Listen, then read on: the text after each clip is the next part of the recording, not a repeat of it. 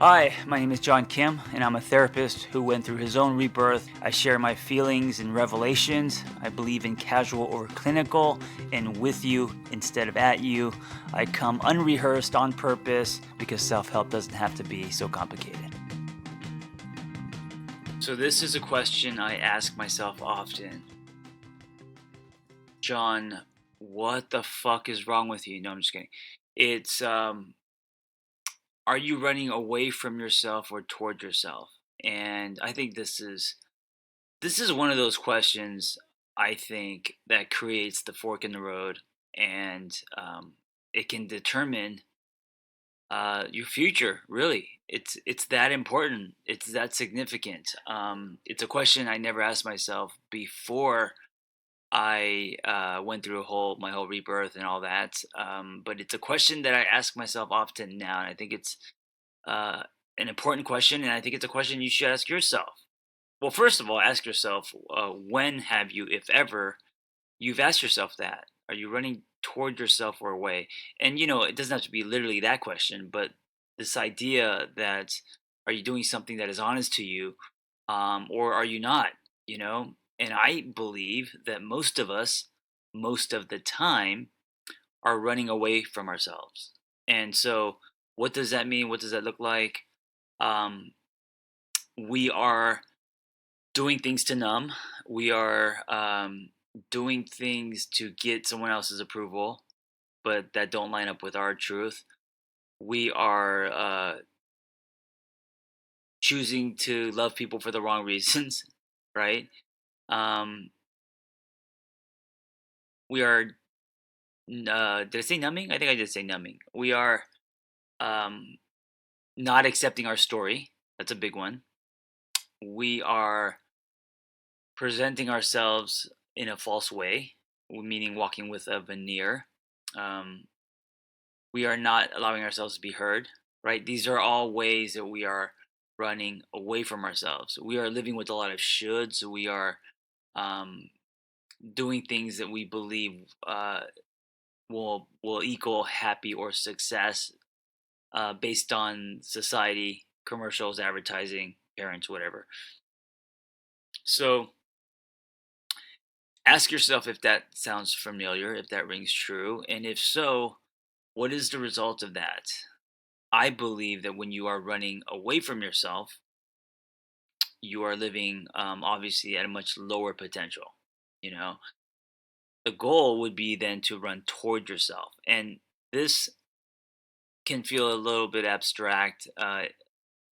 It's something. I think it's a dance because we're not used to it. We're not given instructions. There's no guide on how to connect back to ourselves.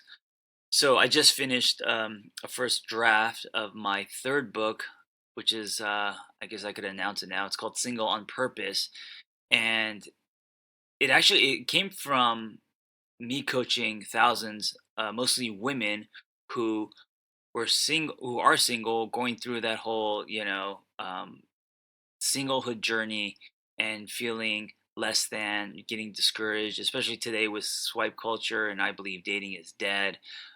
Just having poor experiences, and then because they are single, they believe that they are, defective, and then they got the whole ticking clock, like all of that, right? Not being happy because they don't have someone to love, and so um, that gave me the inspiration to write a book that basically teaches you how to connect to yourself, but also, the message, the flag is that you don't have to be with someone to be happy. Your happiness isn't contingent on you being with someone. Um, Barbie never needed Ken. She just needed that pink convertible vet.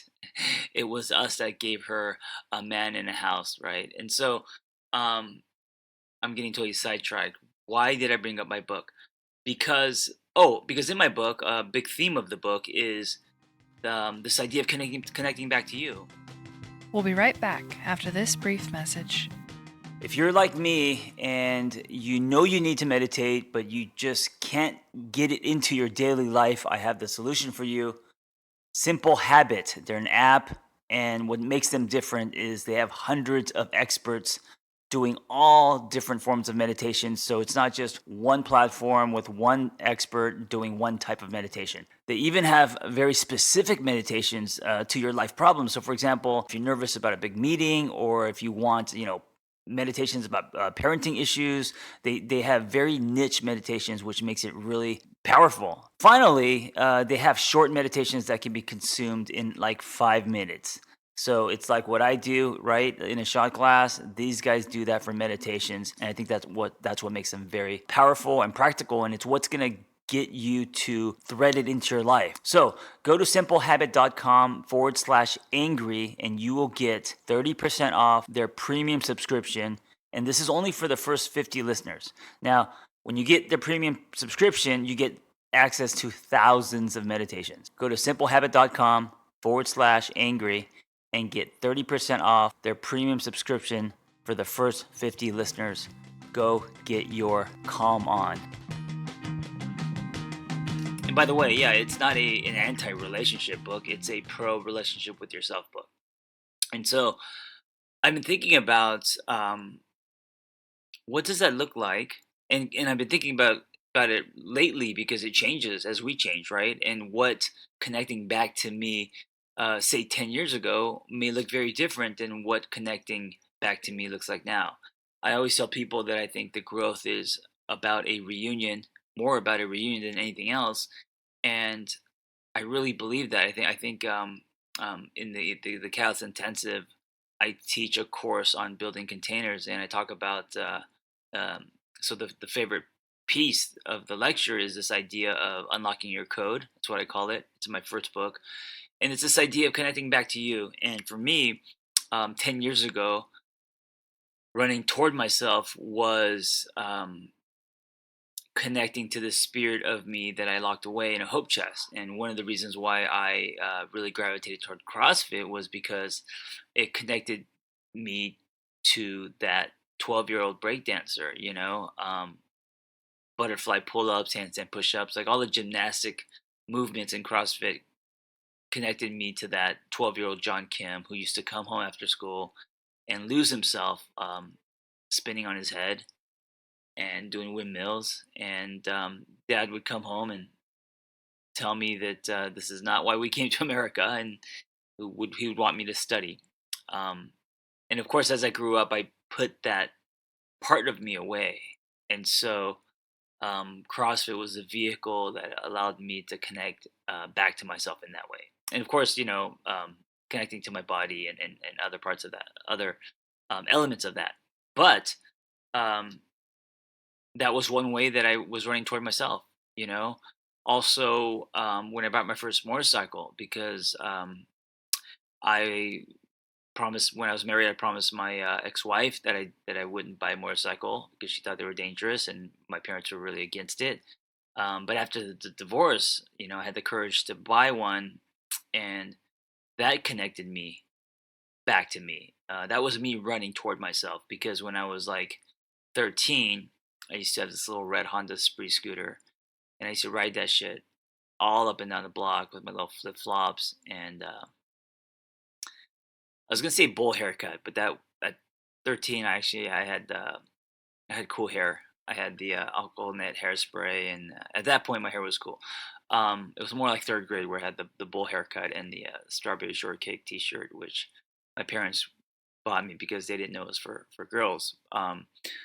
But riding a motorcycle again connected me to the spirit of that 13-year-old kid who used to ride his scooter up and down the street. And so since then, I ask myself that often this question: am I running toward myself or away? And this is also a really important a question to ask yourself, especially when it comes to big decisions you're making. If you have an opportunity for a new job, and you don't know if you should take it, ask yourself, is taking this job running toward yourself or away? If you are dating someone, um, is the feeling that you're getting from this person or this experience making you run toward yourself or away? So away would be maybe trying to impress the person. Away would be or maybe you don't even like the person, but you're forcing yourself to be with the person because because you don't want to be alone, right? That'd be running away from yourself. Um, being in something abusive is running away from yourself, right? So, are you running away from yourself? Are you running towards yourself? And I think that if you don't consciously think about it or make an effort because of the world and society and just, the way that the world is, and that combined with our trauma and insecurities and false beliefs about ourselves, we will by default, I think, naturally drift away from ourselves.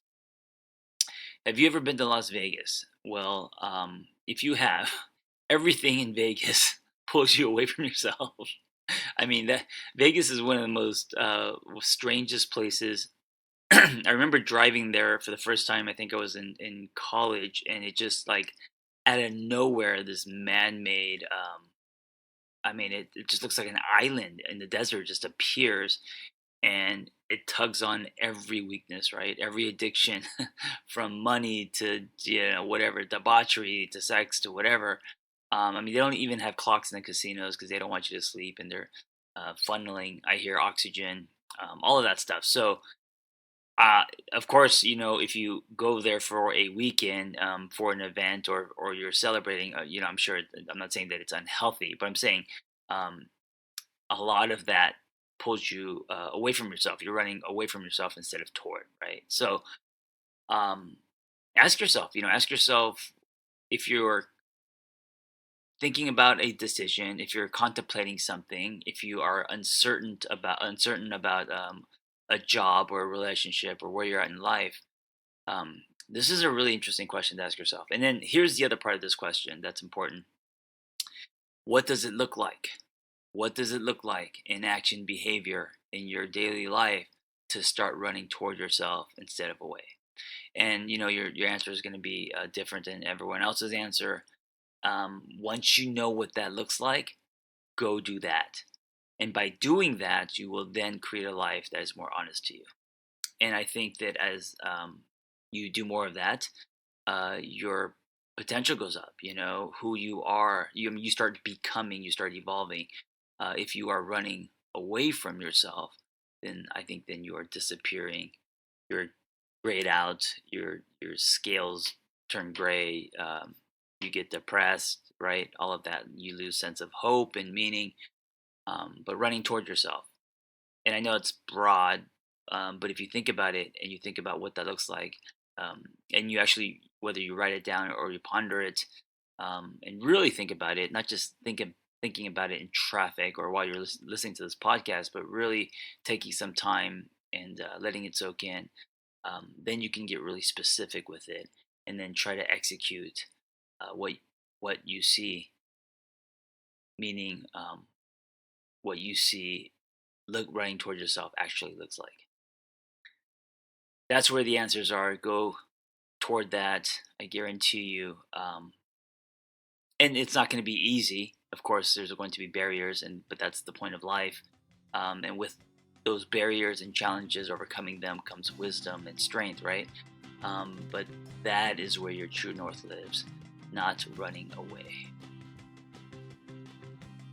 Hey, if you have a passion to help others and want to become a life coach, or you just want to acquire tools to change your own life, learn more about our Catalyst Life Coaching Intensive. We are an evidence-based training program with an amazing, authentic, vibrant community, and we give lifetime support. Just go to my website, theangrytherapist.com, and click on Life Coach Training. Hey, before you go, if you like my ramblings and revelations and shares, I am now texting people directly to their phone. Just go to my website, theangrytherapist.com. If you want to subscribe, I'll be doing weekly text, 5 days a week, reminders, and also mindsets and exercises and challenges. And every week there will be a different theme, a different topic. So I hope to see you in your phone. And also, if you enjoyed this conversation, I hope you help me spread the dialogue and help other people by sharing it. You never know what people need to hear. So if it's helped you, I hope you can help me help others.